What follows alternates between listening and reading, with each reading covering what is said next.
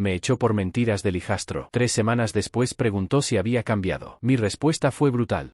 Hola, Reddit. Mi hijastro pasó meses destruyendo mi matrimonio con mentiras calculadas. Cuando su mamá finalmente me pidió que regresara a casa y me disculpara, aparecí con pruebas que terminaron con todo. Lo que siguió fue un caos absoluto. Pero antes de llegar a ese hermoso desastre, déjenme ambientar la escena. Estoy parado en mi entrada a las 4 de la tarde un martes, viendo mi ropa volar por la ventana del segundo piso como confeti en el peor desfile del mundo. Mi esposa Lauren está gritando desde allá arriba, su rostro rojo de una furia que nunca antes había visto. Me está diciendo que salga de su casa. Excepto que no es su casa. Es mía. Pero llegaremos a eso más tarde. Justo esta mañana estábamos desayunando juntos. Justo esta mañana todo parecía estar bien. Ahora su hijo de 17 años, Jake, está parado detrás de ella con esta expresión en su rostro, algo entre triunfo y falsa preocupación. Tiene su mano en el hombro de ella como si la estuviera consolando, interpretando al hijo devoto, pero sus ojos se encuentran con los míos por solo un segundo a través de esa ventana, y juro que veo una sonrisa burlona. Esa sonrisa me dijo todo lo que necesitaba saber. Esto no fue un malentendido.